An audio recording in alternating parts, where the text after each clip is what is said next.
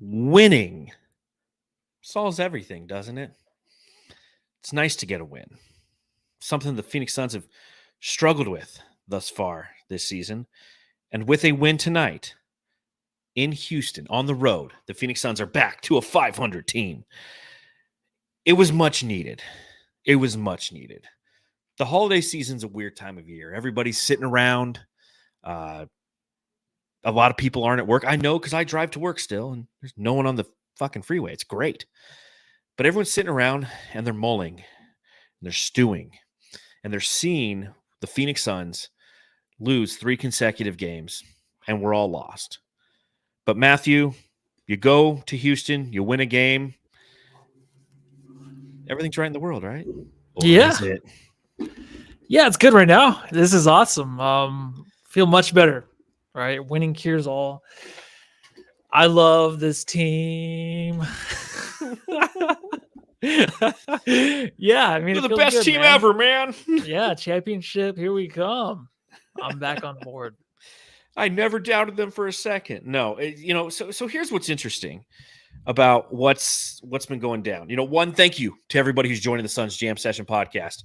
For those of you who are listening at a later time or watching later time, we appreciate it. For those of you who are hanging out with us live, truly appreciate it because we took a little bit longer to go live tonight. We were at a family dinner tonight at Hula's, the Desert Ridge, delicious restaurant. What'd you order, Matthew?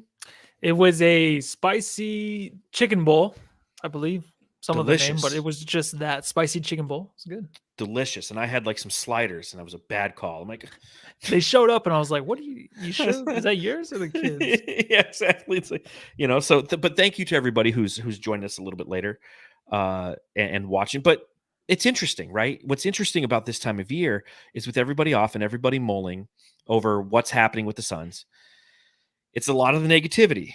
And I don't know if I would say that I'm negative about the Suns. I like to always say that I'm real about the Suns. And the challenge that we've had is there's a lot of realism that is negative at this time. But it's short-lived. And one of the things that's been unbelievably frustrating over the past couple days is seeing the people who doubted the Suns early in the season just take victory laps in social media. See, I told you so. A bunch of see, I told you so's out there. They won't be saying anything tonight. They'll find something wrong. Everybody always does. Yeah. But it's just a weird psychological game that these people play that, the negative people want everybody else to be negative with them. And then when you finally are like, yeah, man, I don't know, man. Like we talked about in the last podcast, should Frank Vogel, should he be on the hot seat? How long is the leash that Frank Vogel's on? Everyone's like, see, I said that 2 weeks into the season, they should fire the coach. I'm like, do you hear yourself? It's yeah. I think we were close to that. I think it's just because the way they played, everyone knew something was up, right? Everything. Oh, where's coach? Justin knows that coach is the most negative guy on Twitter. Yeah, he is. Yeah, I guess so. The guy's never happy. Yeah, I guarantee if you go to his Twitter feed right now, he's like, yeah, but Devin Booker turned the ball over 6 times, so I can't be happy. Yeah, but it's one of those things where I get the doubters in the beginning of the season still, they show up and they're like, look, you're right. I was right about the whole thing, right? The whole trade, all that. Us, like I said earlier at dinner, I was like, it's a sensitive situation when it's you trading away your whole future for a guy and you were watching the Suns the last 3 games. It was worrisome. It was. All right. We voiced our frustration. The team heard it. Kevin Durant heard it, and they responded. So that's the key. There you go. And yeah, it's going to be analyzed. We talked about at the beginning of the season. 2 things are going to be overanalyzed this season. One's the Kevin Durant trade. Because last season we got 8 regular season games with Kevin Durant as he came over injured, then got injured again. And the DeAndre Ayton trade. Those are going to be the 2 things that are going to sink or swim our season. And we try our best to come and approach what's occurring from a place of positivity, but at the same time of realism, right? You have to talk about what's real, and real isn't always positive. Real is critical because we care. And that's the other side of it that that frustrates me about the whole social media thing, right? I might be critical of the Phoenix Suns at times. It's because I care, because I want them to succeed. I'm not actively rooting against them. Whereas a lot of the see, I told you so people, they're constantly negative, and it appears that they're constantly either rooting against the Phoenix Suns or miserable themselves, and they need to project that upon other people. And that's what social media is. It's just a cesspool for that. So I don't know why I'm opening the podcast with that. Wait, yeah, and just really quick too, Maya V, Matthew, listen, you are a liar. You know what? I probably do lie about a lot of stuff on the pod because I don't remember the last pod. All right, last pod was insane. I had a little bit of eggnog, a little bit of brandy with it, and the Suns tore my heart out. And yeah, on that's what Christmas, no happens. less. Yes, exactly. So whatever was said last time, maybe I'm condescending a little bit. Who cares? Suns won, and let's just kiss up and make up. Well, let's just be happy. And yeah, again, we don't have to. Yeah, we don't have to. Let's just be happy. And yeah, we don't have to kiss or make up or put on makeup. But again, it's okay. It's going to be okay. Win, lose, or draw. It's just basketball. Win, lose, or draw. It's just it's just social media. It's not real. It's not real life. It's a projection of people's real lives, and some of them I wouldn't hang out with you. But that being said, the Phoenix Suns did win tonight, and we're going to talk about that and much, much more on this edition of the Suns Jam Session podcast. So remember, subscribe, rate, review, hit the thumbs up button, and if you go to phoenixfits.net using F's instead of PH's and insert the promo code SunsJam10, you can get 10% off cool Phoenix fits like I'm showing on the screen right now. If you're listening, just imagine really cool Suns gear. Okay? Sounds good. Pop them if you got them, Suns fans. Let's talk about this game.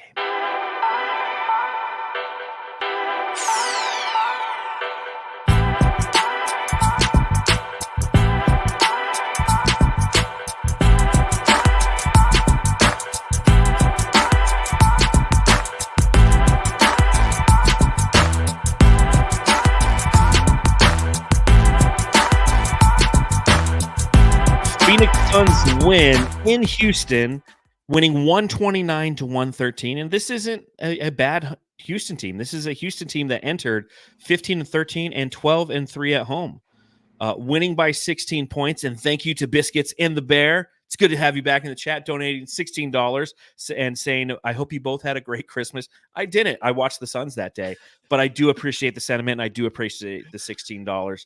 But playing in Houston brings me to my first question. Oi, Matty. Mate, I've got to ask. Matthew, I got to ask, and there's a couple different ways I could go with this one because it could lead to segments about specific players. And I want to talk specifically about those players and give them their due diligence with their drops and whatnot. So I'll start with this question. Maddie, how was it like seeing Aaron Holiday and Jock Landale come off the bench for the Houston Rockets in this game? Remember those old Suns that no one wanted to ever get rid of? There you are. Yeah. How much is Jock making? Is it $50 million right now? Something close to that? 30 something, isn't it? It's 3 years, 15. So yeah, man, I don't know. Somebody in the chat will tell us. I'm sure the Aussie Suns fan podcast who's watching along live will let us know. Yeah. Aaron Holiday, coming off the bench. And I heard John Bloom on the way home tonight. Yeah, that's how I mostly listen or watch the game. I know we were at the bar and we did it our best. I think the TV was at another bar, so we had to watch it across the street, basically. But those two kind of we're sitting there, and it's like my stepdaughter and her boyfriend are sitting right there, and right over their head at Modern Margarita. Yeah, so it's like I'm not looking at you. I'm looking. I'm looking over you, watching the Suns game from afar. Yeah, it's kind of an awkward situation. 32 million, and I believe it's over it's 4 million a year. 32 for 4, I think is what it is. I think it's 8 million a year, something like that. A lot of money. Yeah, it's good seeing those guys, but I'm very happy with what we have. And that was always the one question really coming into the season is like the depth and all that. But we know who we have coming off the bench. And Udoka did a fantastic job. Who's a liar? Am I a liar again? No, I'm just saying. I was gonna. Anytime you say anything, I'm just gonna agree with Maya in the chat earlier. You liar, Lissy. I was upset, dude. Lissy, you are a liar. I'll have to go back. I'm gonna go back and watch last pod. Then I'll go back and release some TikToks of me talking about the pod and me lying. Everything that I do on the truths that Lissy, because there's one guy on social media who was like, he's like, dude, just look at your timeline, bro. Because essentially somebody said like the Suns are the worst. This is the sloppiest basketball. This was like 2 months ago or a month and a half ago. Said the Suns have the sloppiest basketball I've seen in 30 years. And I said, dude, that's such a dumb take. Like, get a new fan base. And then he's one of the ones who's taking a victory lap. He's like, well, see, Darth Vader said I was wrong for saying that, but I was right. And I'm like, and then somebody else was like, yeah, dude. I was like, okay, buddy. Like, I did not That's not my intent was. It's more of like you said that this is sloppiest basketball you see from the Suns in 30 years. Like, do you not remember the Suns like 6 years ago? They were fucking horrible.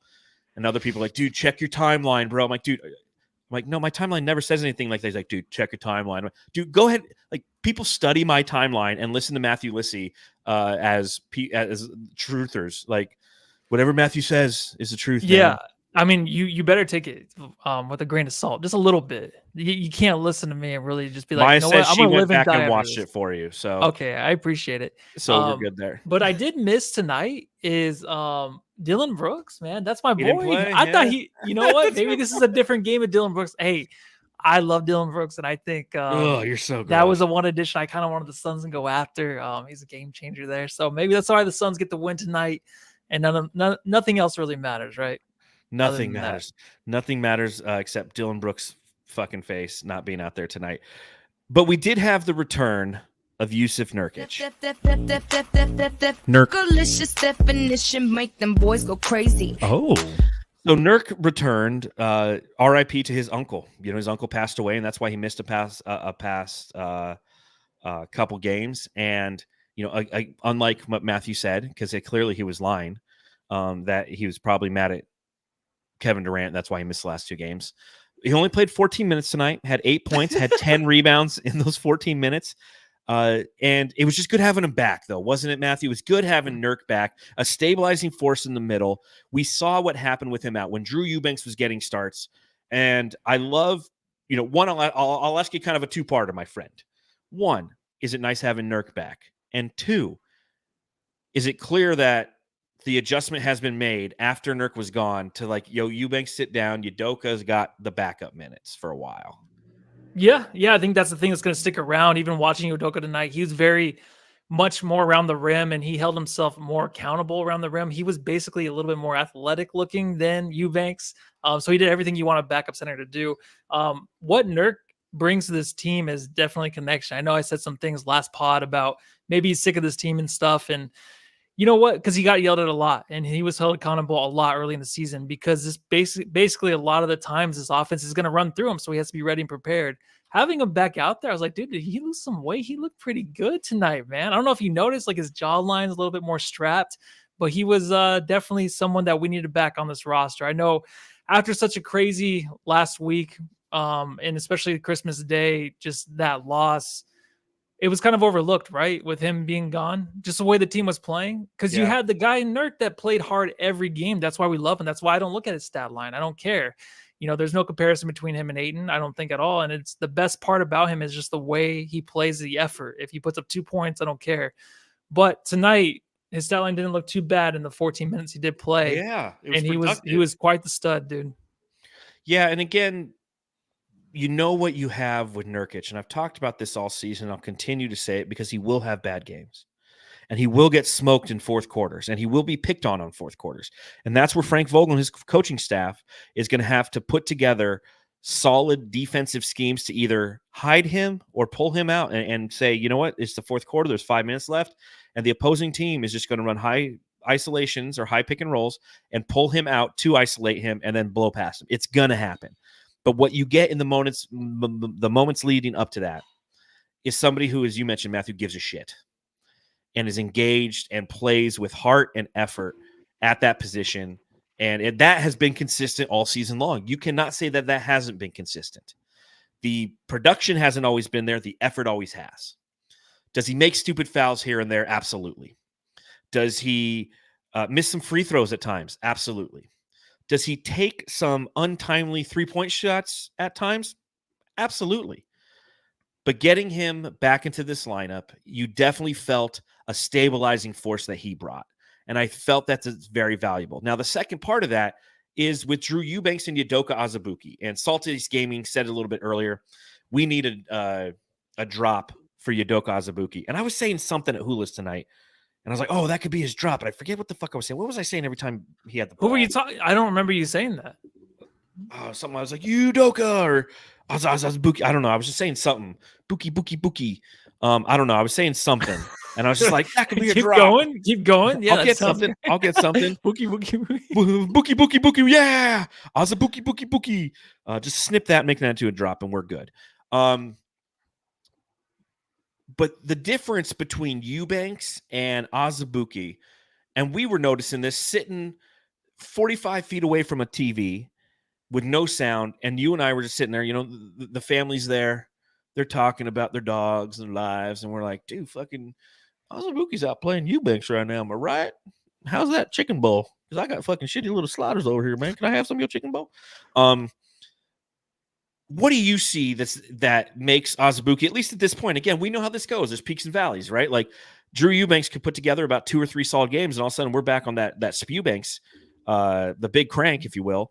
But with Azubuike, what are you seeing from a basketball standpoint that's a difference? And while Azubuike is outplaying Eubanks at this point. Yeah, so right now when I'm watching the dude, he brings the energy. I think like what we had in the last 2 games with him, 2 games ago, he brought out this energy and this focus to really get the team back in the game. The Suns were like down by like 19 or 20 points, and he still really wants to win, right? He has that good energy the Suns need to come off the bench.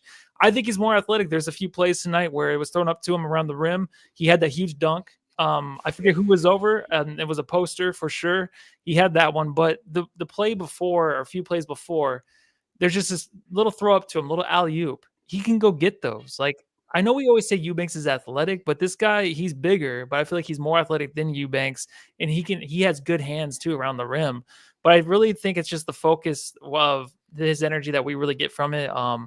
This team finally kind of fed off of it in the right way. I think if you start to play him more in the beginning of the games, that's awesome. He'll be the first guy to come off the bench, and it's a perfect guy to throw off the bench, man. It's just crazy to have this guy. We never knew what we had in him, right? And then now, of course, he gets a chance because of Nurkic being out. Precisely. And basically, Eubanks just not fulfilling his role as a backup center. Luckily, we got somebody, because that was always a big need for this fan base. They're like, we need that backup center. I thought Eubanks had a chance to be a starting center for this team if we wanted to put Nurk in a trade or something like that. Not going to happen, right? But we were blessed to find this treasure off the bench. And it's not something where it's like, oh, it's just a blip.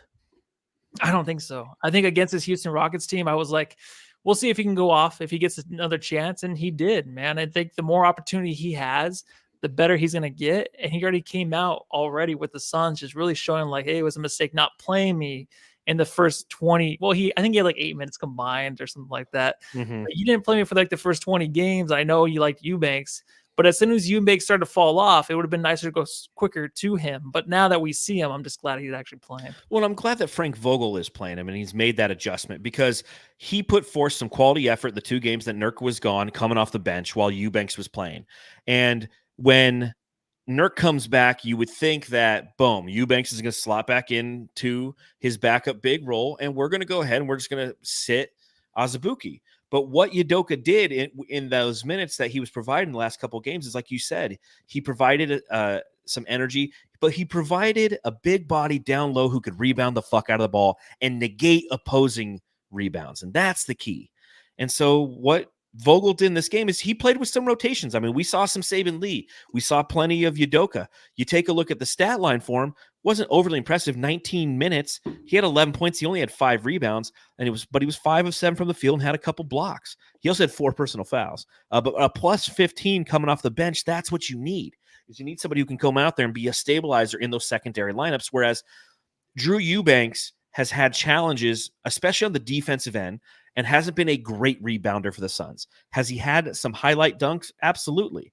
He's been put in positions, and due to his athleticism, has been able to do those dunks. But as Metal Mike says in the chat, he wants those rebounds. Azubuike wants those rebounds. And he has that knack to go get them. And that is huge because those are possession stoppers for the opposing team. How frustrating has it been when Eubanks has been out there and the Suns all of a sudden can't get an offensive board?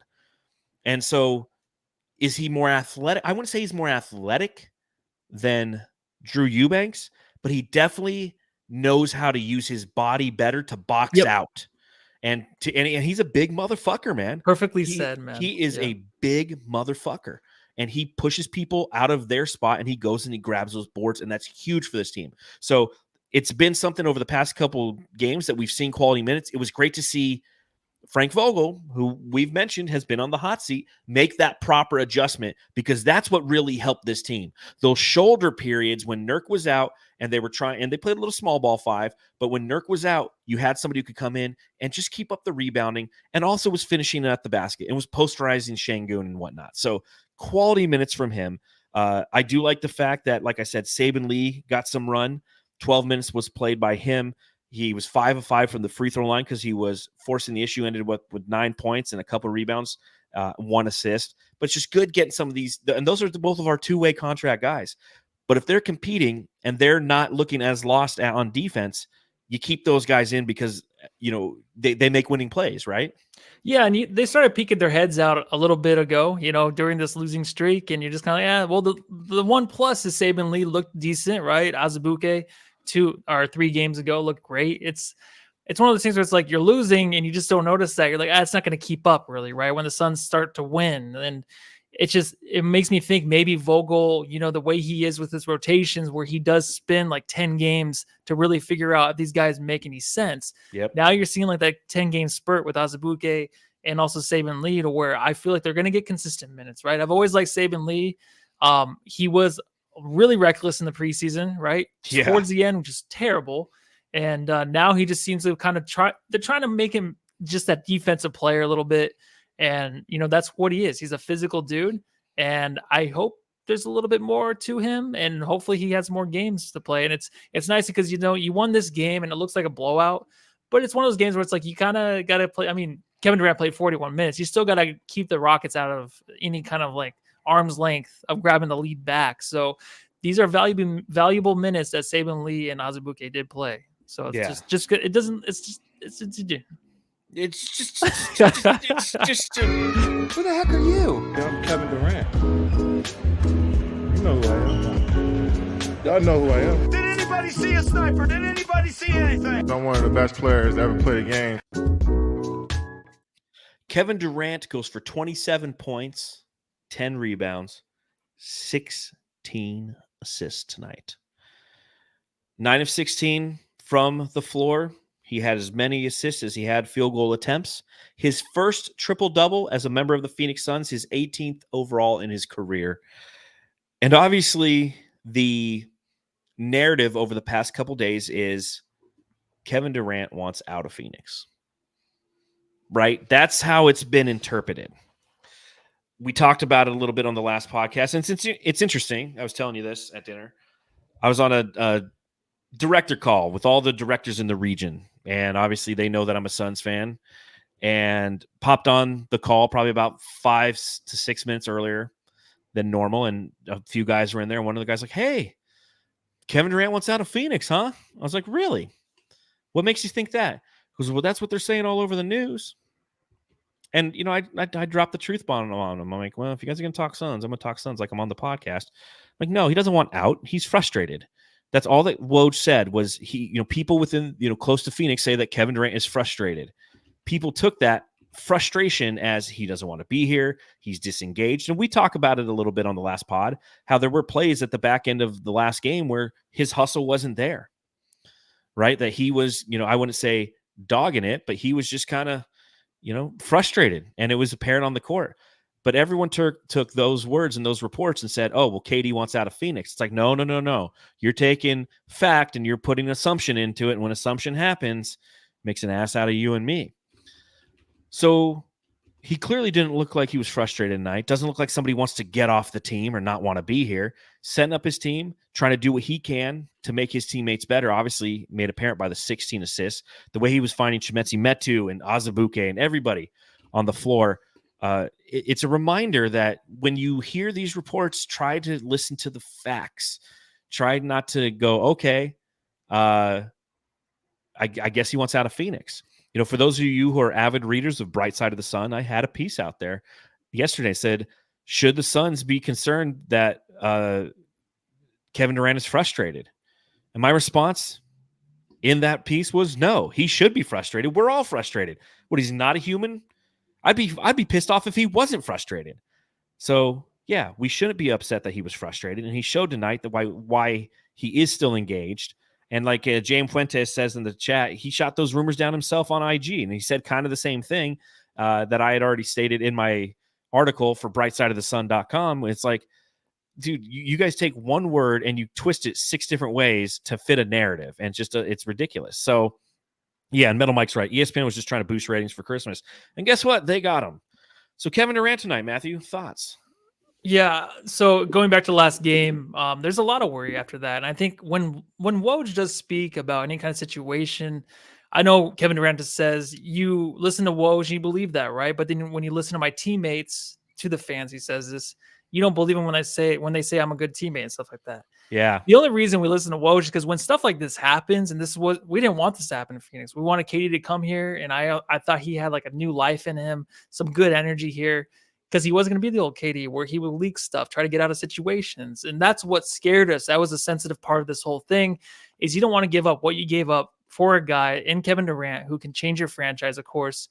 But then also there's those things, those leaks that come out, and then he might want to leave. He might be upset with our depth and stuff. So that frustrated me, because if that was true, and I kind of believe like maybe it's true, I was upset because the whole depth thing, I'm like, the Suns have a great roster right now. Mm-hmm. And the way they're losing to these teams during the regular season, I don't care if Beal's out. They have the roster to win those games. That's the frustrating part. Yeah. Everyone saw that game Christmas night. Everyone saw it. I listened to Rosillo, said the same exact stuff that we said. It was bad. When you start hearing those thoughts or hearing those things leak, your mind starts to wander. And that's what we don't want to do. We want to stay focused on the court like Katie likes it. Katie, just like he said tonight earlier, he likes ball. He doesn't want to deal with the fans or the blog boys. He just likes ball. That's us too. We just do. And we can see it on the court when it doesn't look right. I think it helped that we did voice our opinion and we got it out there and we said we were upset. We don't want these things to happen. Booker running to the locker room on the opposite side, followed by Ichbia. Those are big things. So whatever was said, whatever was talked about between then and now, it worked. It definitely worked, because this team, the energy out there, totally different. Everyone was moving the whole game. Yes. They're moving the whole game, even like that on was the broken coaching plays. adjustment. Yes. Broken plays. They kept moving the ball. They kept cutting. They weren't doing that. So when that happens, we're going to worry. And I'm going to say, oh, we made a mistake getting Kevin Durant here. We made a mistake. Here it goes. We're never going to recover from this, because that's the way it is to be a Suns fan. So please excuse my dear. Maya B says, Lissy, whenever you talk about KD, I'm going to need you to say, all I know is that man is elite. Okay. Yeah. Like, is that Maya B? Oh, that's the Maya B? Yes. That Maya B? Okay. Yeah, I will. The Maya B. Okay. I will. Yeah, and you know, again, and that's the challenge. And I hope that people understand that is, you know, we were talking about it. Kevin Durant doesn't like the media. Kevin Durant doesn't like anybody except the people on his team. That's just who he is. And he gets grumpy really quick. We've seen it on social media. That's who he is. He gets grumpy really quick when you question anything about, but he's like, you just don't know. You just don't know. You can't know. Look at you. You're 6 feet tall and you're 200 something pounds. There's no way that you know how to play basketball, my friend. And it was nice to see all that shut up tonight, at least for tonight. All those people who were making laps. How many people? I mean, again, I posted that piece, you know, and I said it out there. I said it last podcast. I'm like, it looked like he has zero fucks given right now. And that's what he looked like at the back end of the last game. And everyone, never should have traded McHale, man. Never should have traded McHale. All the people who were anti or pro McHale, anti the KD trade, man, they've just been circling. They're probably very quiet out there on social media tonight. Yeah, and that after was his first triple-double as a Phoenix Sun, 16 assists. This wasn't a 27, 10, and 10. This is 27, 16, and 10, dude. Let's see. AJW says, first NBA player in history over 35 with 25, 16, and 10. Boom. Knowledge drop by AGW right there. Crickets, says Maya B. And I agree with that. But we all know the real reason why the Phoenix Suns won this game. Big Dick Booker. The Suns didn't win this game because Devin Booker played 36 minutes. They didn't win this game because he was 9 of 19 from the field and scored 20 points. They didn't win this game because he was only 1 of 6 from beyond the arc, had 4 rebounds, had 7 assists, 2 steals, and 4 turnovers. No, Matthew, they won this game because Devin Booker retired the fucking headband. Yeah, you are correct, man. Someone did ask in the chat too. What is the Suns' winning percentage with that headband? I don't think they I won would one love to game. see that. I would love to see that. Have they? Well, they have because I he's mean, worn it this every year. game this Yeah. season. Well, it was later in the season. It wasn't every game, right? Wasn't it like a No, week or two ago he started? He's been wearing the headband the entire season. Really? It's the How did I first game not he notice hasn't that? worn it. You know me. I notice headbands and shoes. So he's like, this has to go. We got to switch things up, and that was the deal. It was just the headband, and you called it. You definitely did. Well, it's so funny because like literally the last podcast, I sat there and I talked about Devin Booker and I brought up all these points. And I go, but Matthew, it's got to be the headband, right? And then he takes it off and boom, the Suns are 1-0 without the fucking headband. Keep that headband off, Book. Don't need it. Don't need it. Not a great game again by Book. 36 minutes, only 20 points, 1 of 6 from the field. His shooting has definitely faltered. And again, we've talked about it numerous times that the fact that he is still trying to learn how to be that point guard, and in the process it is hurting him because he was one of the best off-ball 2 guards in the league, and now as a primary playmaker it's affecting his shooting ability, but he's still passing the ball and setting up his teammates. So not the greatest game from Devin Booker, but still we all know that it's got to be the headband. Any other thoughts on the headband? Yeah, it's just the fact that RJ Monroe says, yes, all season he's had it. So I'm sitting here and I'm just, what am I doing? Like, how do I not know he's wearing a headband the whole season? I have no idea, dude. Like, what are you watching? Excuse me. Tasted like a slider from Hula's. From Indiana University, number 23, Eric Gordon. So this was the biggest adjustment of the game, in my opinion. Okay, the past few games, Gordon's been coming off the bench. It's been Metu starting alongside, Booker and Durant. Obviously, Nurk is back. Entering tonight's game, the Phoenix Suns, their best lineup, their best 5-man lineup, a plus 63 on the season. A lineup that shot 51.7% from beyond the arc in 110 minutes played. The lineup that scored the most collective points together as a unit, 288 points, was Kevin Durant, Eric Gordon, Devin Booker, Grayson Allen, and Yusuf Nurkic. Even with everybody being healthy of that 5 over the past, I'd say 7 games, we haven't seen that starting lineup. It's been Metu, and then it's been Nkogi, and they're trying things. Vogel's been trying things, and he finally just shut up and did it.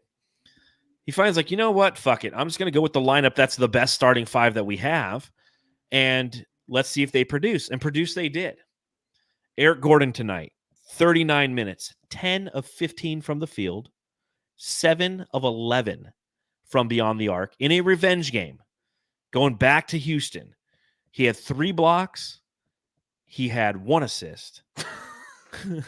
But he had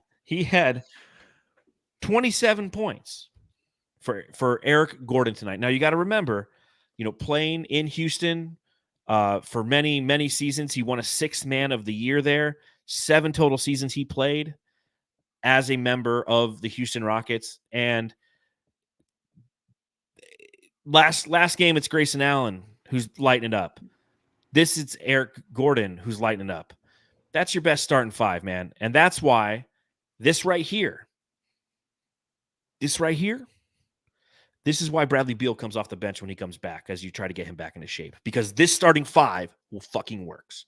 And when Bradley Beal comes back, you ease him back in, because the same things happen. There's 2 times this season we've started to try to churn up the Bradley Beal train, right? Like that toy that you have the crank on the back and you slowly kind of wind it up and go da, da, da, da, da, da, da, da. Like we've tried twice to wind up Bradley Beal. The best way to do that when he comes back, have him come in, fill the Eric Gordon role for a few games. Get your legs back underneath you. Hopefully you don't sprain one of them. And use this starting 5 because it fucking works. I love it. I remember the first time you talked about that, I was like, John, are you crazy, man? Beal can't do that, right? Well, I mean, he hasn't been healthy, so him coming off the bench would be great. He doesn't have to be introduced again. Bradley Beal is back again, and the fans aren't going to care that much. They'll be more excited about Kevin Durant. I think that the reason that Gordon was so great tonight really is that lineup that he has next to him they know what the hell they're doing out there, right? They just know what they do. It's not chaos. Like I always keep saying this. It's just I think Eric Gordon can't stand the chaos. The only guy out there right now trying to figure things out and trying to get his mojo back, like someone actually said earlier in the chat, is Devin Booker. The other guys out there, like Grayson Allen knows what the fuck to do, right? Eric Gordon does. Kevin Durant, Nurkic knows exactly what to do out there. So it's easier for Gordon, right? 27 points tonight. It was coming. And that's what's so nice is because you had, like you said, those big games from you just had the Grayson Allen game, which was huge. But those two will have like every other game. They're going to have like the 20-point games. Like Grayson Allen still had 16 points tonight. Those two are going to be awesome together in the rotation, but also just as a closeout unit too. I think when Beal does come back, it would be nice to come off the bench just because you need that firepower, right?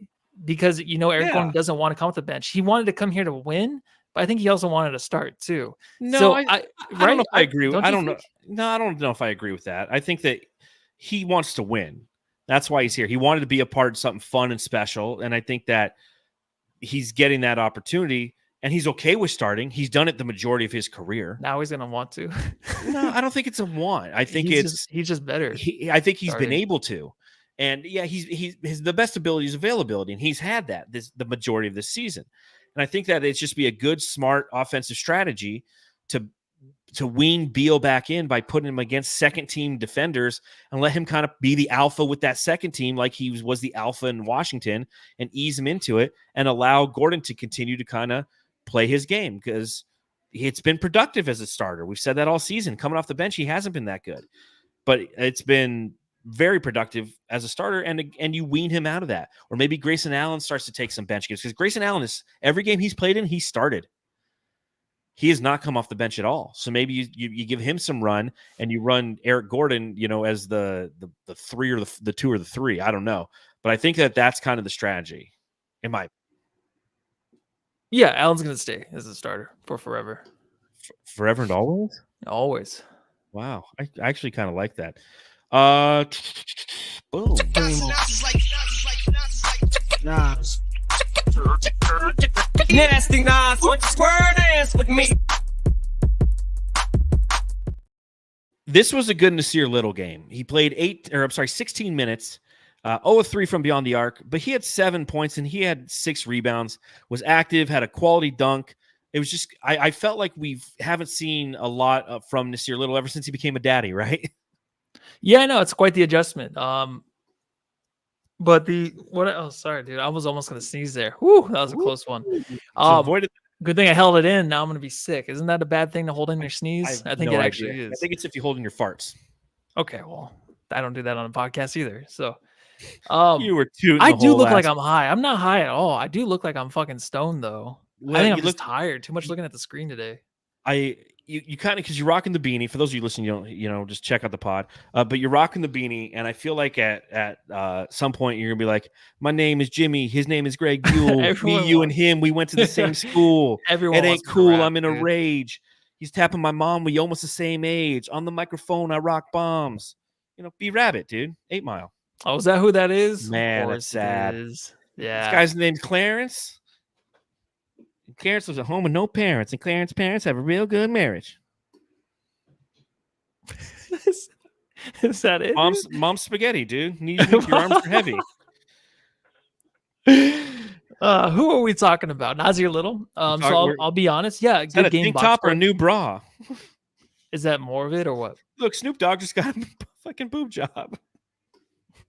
I will quote 8 Mile all night. When 8 Mile came out, okay, I went to the theater with like a little tape recorder, like one of those things you talked into with a little micro tape, and I recorded the songs so I could like learn. I'm a huge Eminem fan. For those who don't know, he was born on October 17th, 1972. I was born on October 17th, 1982. Marshall Mathers III, John Voight III. Huge Eminem fan, and he hit right at the right time. I'm in high school. It's all this bye, bye, bye bullshit, and all of a sudden, boom, there's Eminem. And so, yeah, when it came out in the theater, I think I was a freshman in college or a senior in high school. And I went and I recorded the song because his rhymes from the movie weren't on the CD, where they weren't on the 8 Mile soundtrack. There was no streaming that shit. So I literally just recorded it. And then I went home and I'm like, on the microphone, I rock bombs. Thanks for this car. Thanks a lot, Mom. Here's a happy birthday, Rabbit. Here's a Well, brand new car. You can have it. Can you do that for 1928 karaoke Delta. or no? It's no, you can't. Like, is that a karaoke song you can do, or is that Probably just no, for the because these are movie? just probably just the movies.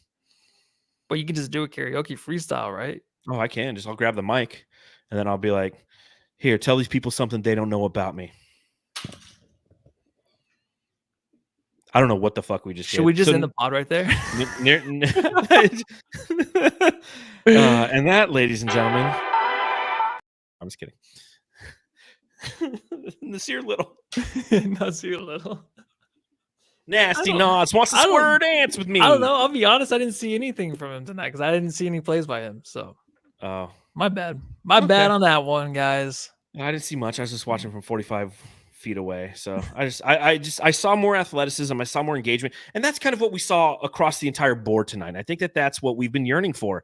Is, like you said, movement, non-isolation, movement, broken plays, movement. This team was engaged on whoa. So says Jay. Yeah. Why is NSYNC catching strays here? Well, so says Jay, you're my age. You get it, man. Like when we were in high school, it was all poppy stuff. And all of a sudden, like Eminem came in. It was like poppy stuff. Korn was cool. Metallica was at the back end of their shit. Anyways, that's another pod for another. I need to go on the Fanning the Flames podcast where they are high all the time. And we can have this conversation. Yeah. And then we'll be like, and Nasir Little in the pick and roll was nice. All right, back to Nasty Nas wants to square dance with me. But yeah, movement. We saw plenty of movement from the Suns on offense and defense. Now, granted, Houston isn't the greatest team. A good team this season, a surprising team this season. And like I mentioned earlier, a damn good team at home. And Phoenix went in there and they handled their business the way they were supposed to. But a lot of those things that we've been talking about and complaining about as fans, coaching adjustments, having the ability to run offensive sets. We saw offensive sets that weren't isolation based in this game. It was about time that we did, right? Oh yeah, I totally agree. But I even said earlier, like the ball was moving so much and it was consistent. I think it's by far what sucks is we didn't get to watch this game the whole time, but I just think this was like the best game they've ever played. I could feel the energy from the TVs over there. I'm like, there's something good going on over there right now. This is the Suns as I'm watching, and there's like a pole in the way. I'm like, this is the Suns team we've been waiting for, but you can feel it, man. You can just feel it. You can see them zipping around the pole and stuff, back and forth, passing the ball around. They have 19 turnovers, but there were good turnovers, right, Jamsters? I heard it was 19 turnovers on the way home. Like, what? It was 19 but they were turnovers. Good turnovers, right? Stop that. Yeah, they were. I'm sure they were. I'm sure they were great turnovers. Stop that with the turn. That is the one challenge with this game. There was plenty of turnovers, but conversely, they only gave up 27 points off turnovers. Jesus Christ. Oh, yeah. Now I'm starting to look at the stats because I haven't looked at the stats. We shot 57.3% from the field. That's fucking sick. 42.4% from beyond the arc. That's what's been killing us lately. Rebounds, we out-rebounded them by 11, 44-33. Offensive rebounds, they had us by 1. Steals, blah, blah, blah. Blocks. Fuck, we had 11 blocks tonight, Matthew. 11-3. 11 Gordon leading the way, huh? And here's the other thing is we beat this team by 16 points, right? They had 14 more shot attempts than we did, and we had 7 more field goal makes. So, I mean, good? That is good. That is good. Huh? From a percentage standpoint, that means you were doing what you should have been doing. So, we didn't have a Subreddit stakeout tonight because we were both at Hula's enjoying a delicious dinner with our family. So we do not have that. So let's just jam start. Jam star of the game. Right, if you're watching along live, Vincent Vega. Make sure you hit that thumbs up button. Mia Wallace. KD, right? You giving it to KD? Heck yeah, dude. I never gave up on KD. I never wanted him off this team. I never thought him and Booker were ever fighting, but way to step up, dude. And you know what? Honestly, I was worried about him responding about the comments and stuff from Woj. I'm like, oh, this is gonna go the wrong way. And I looked at the box score maybe 5 minutes into the game. I saw he had like 1 attempt and like 3 assists. I'm like, what is he doing? The Kobe thing now? Like, where you're trying to pass the ball up? And No, I'm not negative about him, so I'm very happy he's back. I love him It's good to have him back. a lot. Love him. So go ahead and just say it. Like, he is elite. He is elite. Maybe Very- Maya B is KD. That'd be so awesome. That'd be I mean, Maya awesome. B, I'm sure. We love you, Maya B. We love you, Wanda Maya. Durant's son, T Durant brother. Okay. All right. I will say this, and I get where you're coming from. Given Kevin Durant's history, where why is he in Phoenix?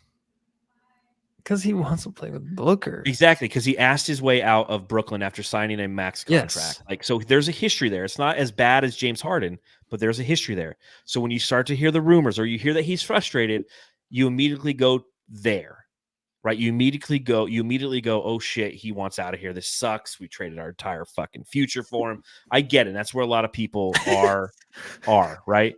But again, don't believe it. Just enjoy the basketball. He's a great basketball player. He showed it again tonight, 27, 16, and 10. Absolutely fantastic performance for Kevin Durant. You're giggling like a little school. Yeah, John Trent. I know this is so funny. He says, has to be EG23 for me. Other guys stepped up too. Udoka and Shaven Lee. I don't know why the Shaven Lee really got to me. You haven't seen, everyone's been calling him Shaven Lee because, okay. Oh, who's here? I don't know. Everyone's calling him Shaven Lee the entire podcast because he cut his hair. Oh, okay. He just now got My bad, dude. But I'm gonna go with what RJ Monroe said. Jamstar goes to no headband. I agree with that. That's funny. I love that. I agree with that Love that. wholeheartedly. Taking a look at what some of the Jamsters say relative to their Jamstars. You got David Ray. Gordon was great, but KD's triple-double gives him the edge over Gordon for Jamstar of the game. AJW, KD. KD for Lazy Sasquatch. KD and EG Jamstar of the game from Ronald Artieraganoi. New Hope Manny, KD, coming all the way from Pennsylvania. Jamstar, New Hope Manny also says the Jamstar is the headband. Like you said, EG23. That's KD Lissy, the Jamstar.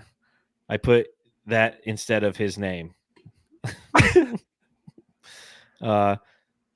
Whose damn dog is barking? My fucking dog's barking. My goddamn German Shepherd's barking. Guess what? I live in a house. It's protecting me from the strays that people are throwing out there on Twitter. Durant from Aussie Suns Fan Podcast, and safe travels to the Aussie Sun Fan. Gavin is in the process of making his way to the United States of America. He's going to be hanging out in Los Angeles and taking his team his team is his family to Disneyland. Right? He's going to go to SeaWorld. He's going to be out here in Phoenix for a few days. So we will be sure to catch up with him and might have him on a live post-game podcast at a local. Yeah, you should. He has the drinking best smile, establishment. doesn't he? I just want to kiss it. You two have like the best smiles. You're the best picture takers. You and yeah. Me and him. Friday's a little Batman mask giveaway night presented by JV. Where is she? He has enough kids to count his family as a team. Smaller than Boyd, but still a team. This is facts. But yeah, so next game for the Suns. Who are they playing, Matthew? Go ahead. Oh, the Horny Hornets. The Horny Hornets. Bring them out. Bring them out. I will actually be at that game. I will be hanging out. My family's coming to is in town. My sister and her kids, so I'm taking them to the Suns game. Look at those. Get the fucking moves, dude. Merry Christmas. What a couple of weeks. Good God. But I'll be at the game. You'll be covering the game, so I assume that you will have somebody on the podcast.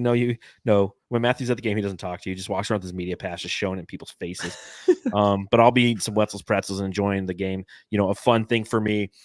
Years and years and years ago, when my nephews were little, every time they come out here for Christmas, I take them to Suns games. Back when $60 got you pretty much a front row seat, and they, my godson is a hardcore Suns fan now because of it. And he's like a senior in high school. And it's great to have. That's awesome. Do that because he grew up in fucking Fresno, which is like the heart of Warriors country. So even while Steph Curry's going, he's like, "No, man, Devin Booker and John Tranter, man, the clit is coming." Charlotte, the clit. Sorry, Metal Mike. He's like, the subreddit stakeout is why I exist. Yeah, we didn't get a time. Oh, really? That's Yeah. disappointing. I'm sorry. Well, hopefully we can make up for it a little bit with a little segment that we like to call Reggie Says. Reggie says. Just kidding. It's childhood trauma. Childhood trauma. Childhood trauma. What do you want to talk about, Matthew? Someone brought up the Christmas present thing, but I think we did do that, didn't we? I feel like we've done that before. We did that like a couple weeks ago. Yeah, I feel like we've done that before. What should we do? What traumatic events should we talk about this time? My dad racing pigeons in some capacity. Think if I got any good pigeon stories. I don't know. We asked the Jamsters, you guys didn't respond, so now we're stuck. Yeah. It's great audio. I don't know, dude. I'm trying to think. Have you ever been given a fake jersey? jersey? I used to buy them all the time. I was stationed in Korea for a year, and I came back with so many fake jerseys and pairs of Air Force Ones to match everything that I wore. And I think I just gave all those shoes to my dad one time. I was like, I don't want these anymore. What am I wearing Air Force Ones for? Yeah, I've never gotten a fake jersey. I did us- have a FUBU jersey before. Is that a lie? Tell us more lies, Missy. That's what Matthew's over there choking. He's choking on a splinter. So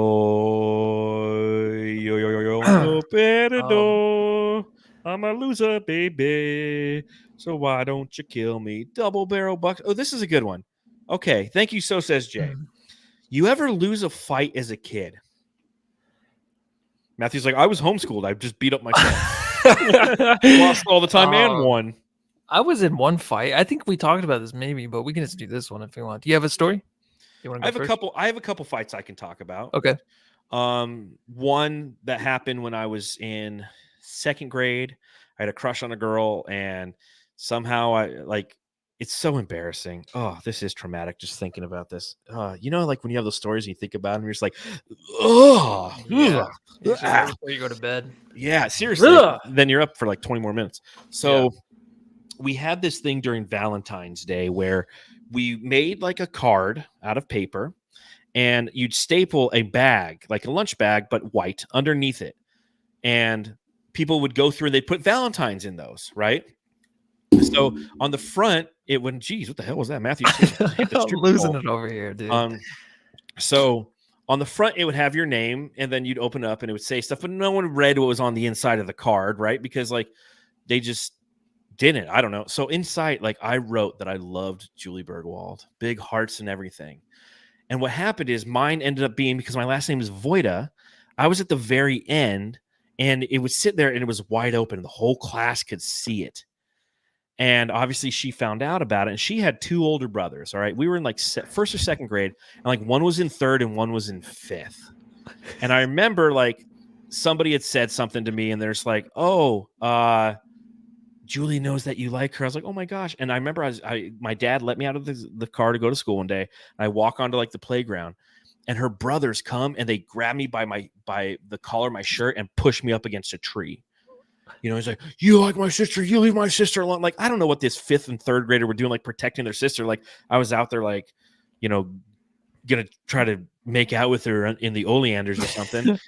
But so the fifth grader had me up, and then the third grader just right in the stomach, just, ooh, you know, and then I just like kind of slumped over and I cried and things like that. So yeah, that's a fight that I lost.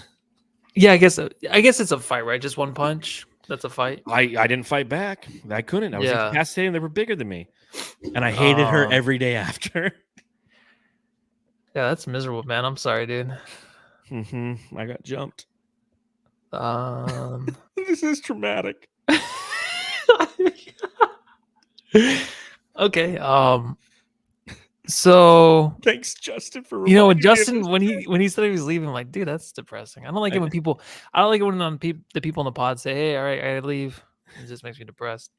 It's kind of like watching a movie and then like, "Hey, I'm gonna go take a nap," or Shannon goes to sleep. I'm like, oh, it's so depressing. But yeah, I had a couple, but they were like in junior high though. They weren't when I was young. That's childhood. Yeah. Oh yeah, I guess it is. Yeah. Yeah. So I just got punched and I didn't retaliate though.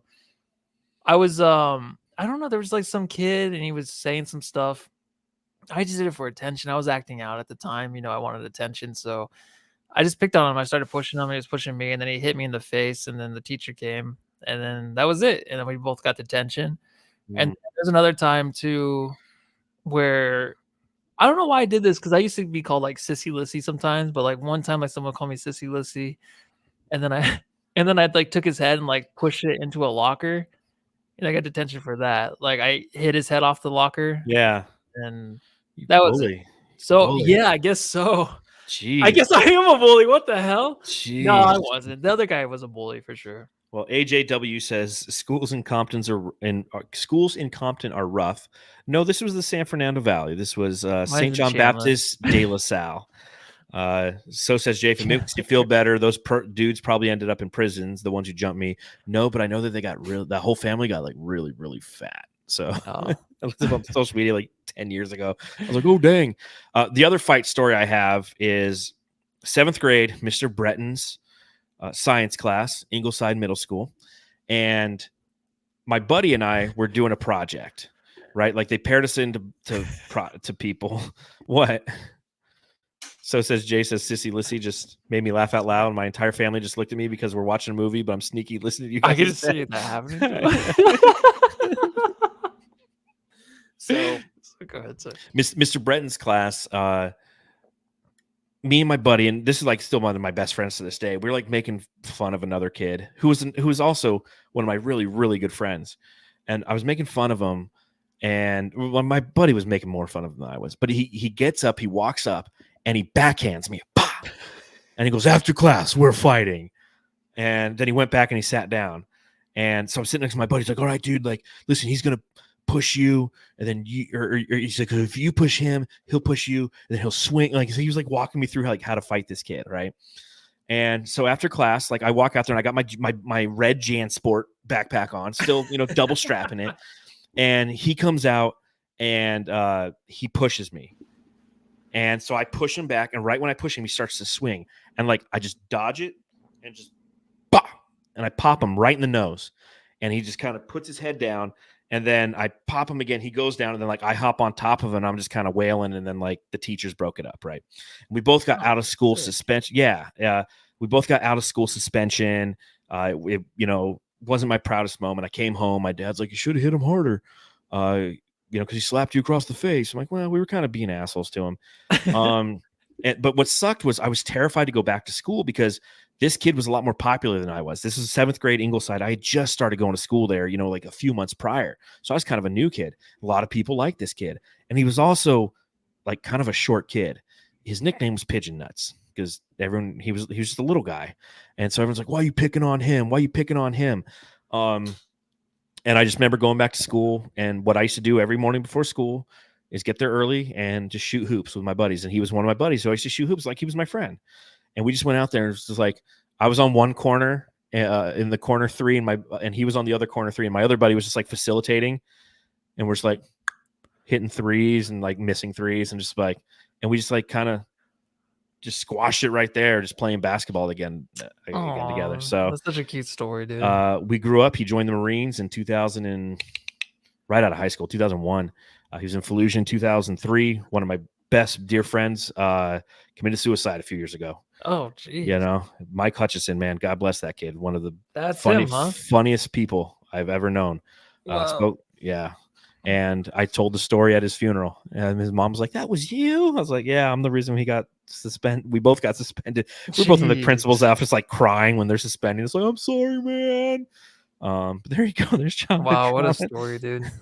So says Jay, Pigeon Nuts, you're just gonna breeze by that nickname?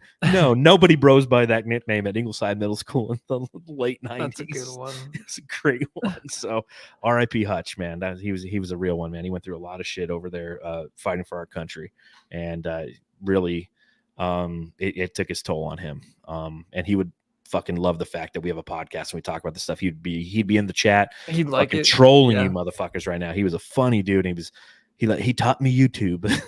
Like he was on YouTube before everybody. So There you go. Childhood trauma, ladies and gentlemen. There's the sensitive side to the Suns Jam Session podcast. So do us a favor, subscribe, rate, review. Join us after the game on Friday in which the Suns play those horny Hornets. Matthew will have a guest. I might pop in because, again, I will be with my nephews and my brother-in-law watching the game. So maybe I'll try to get up there to the second row and we'll just sit behind you. And I should make a sign. Oh, my gosh. Like we talk about like the Today Show. Yeah. You know how like up on the second level of the Suns, they have that area where you can like make signs? No. There's a place. Like, Is there really? Yeah, where it's That's like, you know, like, I love Devin Booker, and they like give you the markers and the sign. Oh. We're gonna make that. We're gonna get behind you at the podcast. And Yeah. we'll be like, Matthew Lissy, show us your. You gonna come up tits." to the suite area? Yeah, fuck it. They don't. Oh. Nobody even patrols that area anymore. I was gonna say like anybody can walk in there. Yeah, Like they used to always have a lady there. And Yeah. she'd like check your pass. And that lady's not there anymore. yeah, you can. Come Yeah, join come us. on It's in. right. It's Come right. on Like in and it's hang right out. underneath like 230. I think it's the section. Yeah. So Come on and hang out with us. there you go. Come hang out with us. If you're at the game on Friday, hit us up on Twitter at Suns Jam. Shoot us a message. Let us know. I'll be there with family. Let's get together. Let's have a beer. It's party. Let's Friday party, bro. night. Dude. Beat up the beat. Boom, boom, boom. mm, Side mm. note: I've been watching a lot of Floribama Shore. I know Everybody. I'm on it tonight. Oh my god! I'm What on the it, hell's dude. happening to me? Tell them what to do, Go home with Matthew. your family. Go home and watch Floribama Shore.